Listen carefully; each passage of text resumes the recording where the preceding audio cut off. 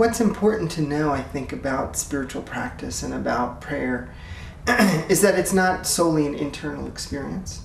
That when someone is able to witness oneness, witness a deeper level of reality that's always present, able to witness love in the space, that it makes it possible for everyone else around to witness it as well. And it changes things. It changes things not in the way of actually physically changing what's present, because that was already present, but it's like opening up a window shade and letting the sun in. It's like, oh, the sun's always been there, and this room is exactly as it was a moment ago. But by opening the shade, by remembering, by recognizing that love is here, it becomes possible for us all to experience what that really is, and we realize what we're always bathing in every moment. And for me, as a spiritual teacher, what I know is that the heart is a doorway to oneness. It's a doorway to the divine. It's like the heart is the organ spiritually that enables us to encounter new things.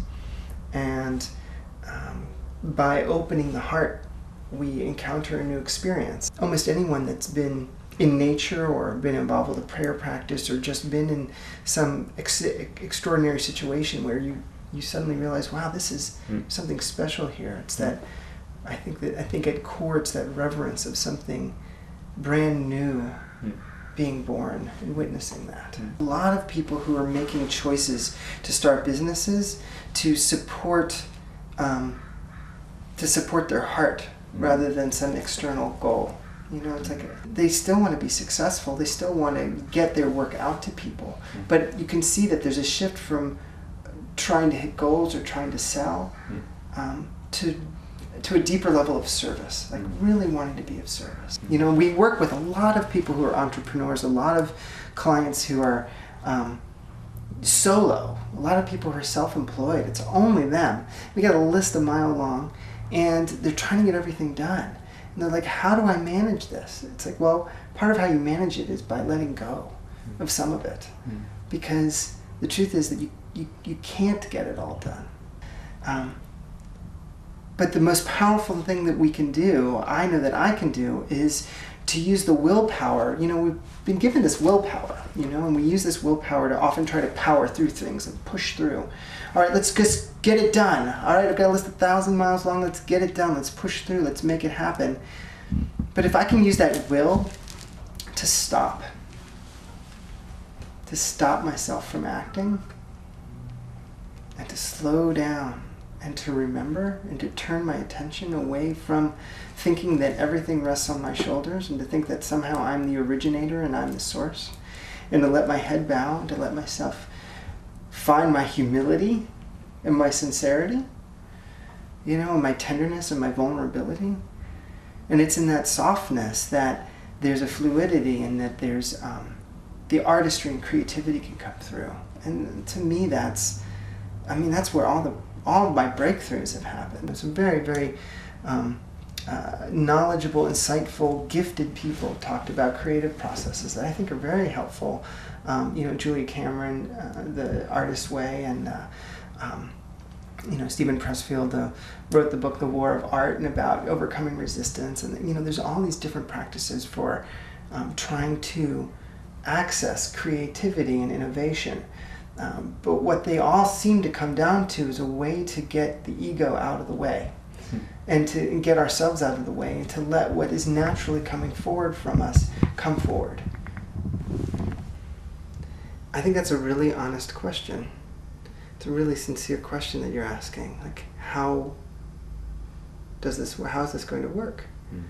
I think what happens for a lot of people is that they ask these questions, but not really asking them as questions. They say, how is this going to work? Meaning, this isn't going to work.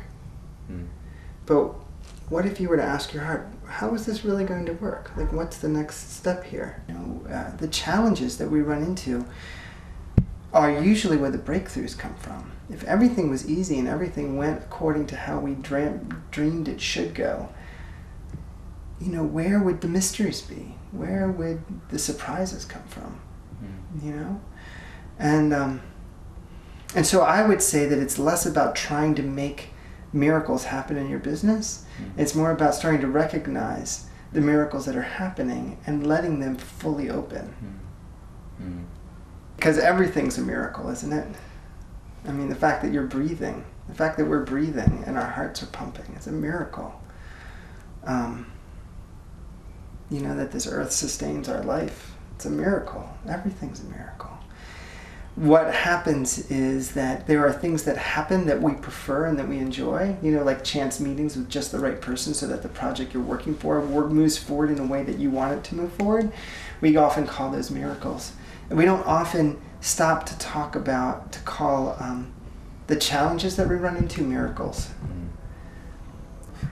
You know, and we think that it's a terrible tragedy that we don't hit our goals that we've chosen for ourselves. And we don't know that sometimes those goals are kept from us out of a great sense of compassion and a desire to support our deeper health and love. You know, for you in your business, you know, I'm curious about what you're standing on top of.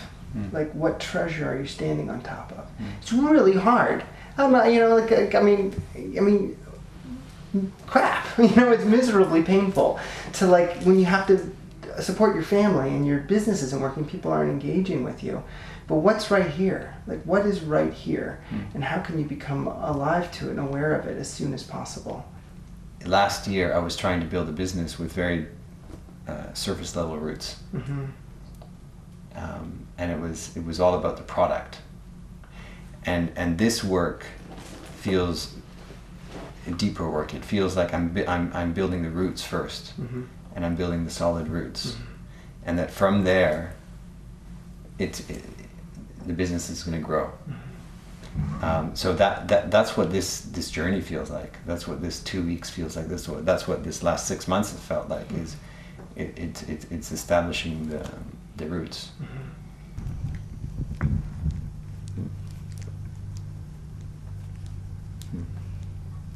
Yeah, I really honor what you're doing. I mean, it's a pretty big jump of faith for you and for your family and for you all, you know, to just, I mean, you know, if I think about, you know, my family and I'm like, you know, what kind of a journey would get me to leave my family for 2 weeks and fly to Europe. And it's been a pleasure to meet you. Thank you. I wish you so much ease and grace and more apparent miracles on your journey. I'm sure they will continue. And I've learned a lot myself, so thank you for those gifts. They will stay with me. And we'll be in touch. Good.